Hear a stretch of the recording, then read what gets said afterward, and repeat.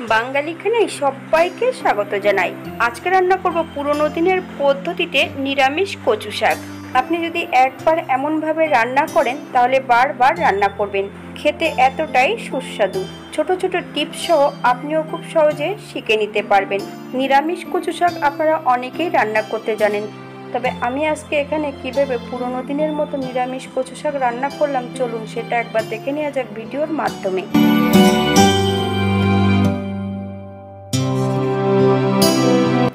Medium সাইজের একটা পানি কচু নিয়ে নিয়েছি বা শোলা কচু। কচুটাকে বেশ ভালো করে ধুয়ে পরিষ্কার করে কেটে নিতে হবে।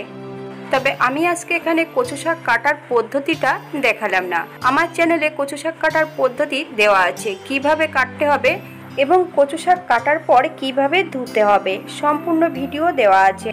এই পর্যায়ে সম্পূর্ণ আমি কচুগুলো কেটে ধুয়ে রেখেছি। কচুগুলোকে সেদ্ধ করে নেব। একটা পাত্রে বেশ কিছুটা জল অ্যাড করব। সম্পূর্ণ কচুগুলো দিয়ে 20 থেকে 25 মিনিটের মতন সেদ্ধ করে নিতে হবে, তবে আপনাদের এর থেকে কম বেশি সময় লাগতে পারে।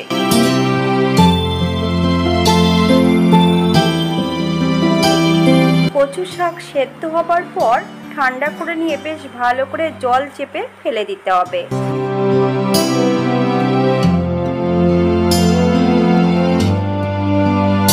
একটা কড়াইতে বেশ কিছুটা সর্ষের তেল অ্যাড করব।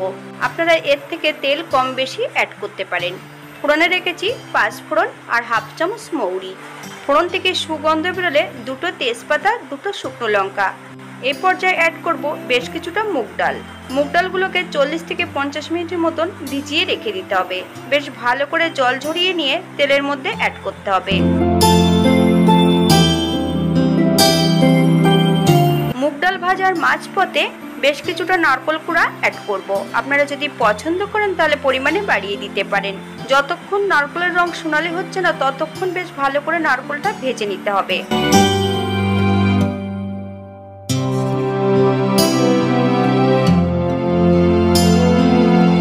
এই পর্যায়ে অ্যাড করব বেশ কিছুটা কাঁচা লঙ্কা ফালি দিয়ে। আপনারা যদি পছন্দ করেন তাহলে লঙ্কার পরিমাণটা বাড়িয়ে দিতে পারেন। আবারও 2 থেকে 3 মিনিটের মতন বেশ মিডিয়াম আঁচে ভালো করে নেড়ে নিতে হবে। এই পর্যায়ে সম্পূর্ণ সেদ্ধ করা কচু শাক অ্যাড করতে হবে। হাই ফ্লেমে 5 থেকে 7 মিনিটের মতন বেশ ভালো করে নেড়ে নিতে হবে।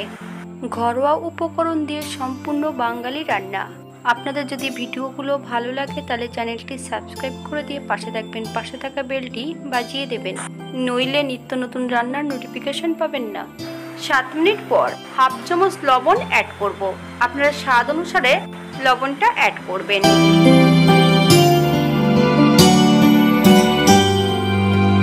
পনেরো থেকে 20 মিনিট ঢাকা দিয়ে রেখে দেব, কচু শাক এবং ডাল যাতে সেদ্ধ হয়ে যায়। ঢাকা শুধু দিলেই হবে না, ঢাকা খুলে মাঝে মাঝে কিন্তু নেড়ে দিতে হবে, নইলে ডালগুলো নিচ থেকে লেগে যেতে পারে।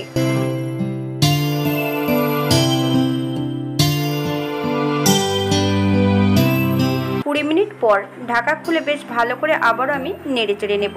এই পর্যায়ে অ্যাড করব হাফ চামচ হলুদ গুঁড়ো, 2 চামচ চিনি। আপনারা যদি পছন্দ করেন তাহলে পরিমাণে বাড়িয়ে দিতে পারেন।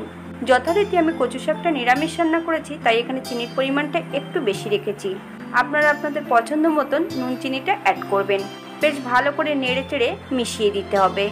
যতক্ষণ কচু শাকের গায়ে জল থাকবে ততক্ষণ বেশ কচু শাকটা নেড়ে চেড়ে বেশ ভালো করে শুকিয়ে নিতে হবে, অথবা যতক্ষণ কচু শাকটা কড়াই থেকে ছাড়ছে না ততক্ষণ বেশ ভালো করে নেড়ে নিতে হবে। এই পর্যায়ে অ্যাড করব 1 চামচ ঘি। আপনারা যদি গরম মশলা গুঁড়ো পছন্দ করেন তাহলে অ্যাড করতে পারেন। এই পর্যায়ে 5 মিনিটের জন্য স্ট্যান্ডিং টাইম দেব, তারপর সার্ভ করব। যারা পেঁয়াজ রসুন খাবেন অবশ্যই তারা পেঁয়াজ রসুন অ্যাড করতে পারেন। যারা ইলিশ মাছের মাথা দিয়ে রান্না করবেন অথবা চিংড়ি মাছ দিয়েও আপনারা এটা রান্না করে নিতে পারেন খুব সহজে। মশলা বাটাবাটির কোনো ঝামেলা নেই, মশলা ছাড়াই কিন্তু এটা খেতে খুবই সুস্বাদু।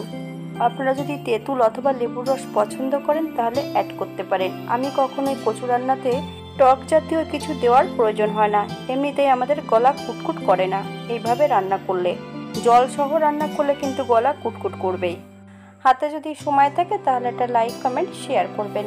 আজকের ভিডিওটি এই পর্যন্ত। সবাই সুস্থ থাকবেন, ভালো থাকবেন। অন্যদিন নতুন রেসিপি নিয়ে আপনাদের সামনে আবার আমি হাজির হব। নতুন ও পুরনো সকল বন্ধুদের অসংখ্য ধন্যবাদ ভিডিওটি দেখার জন্য।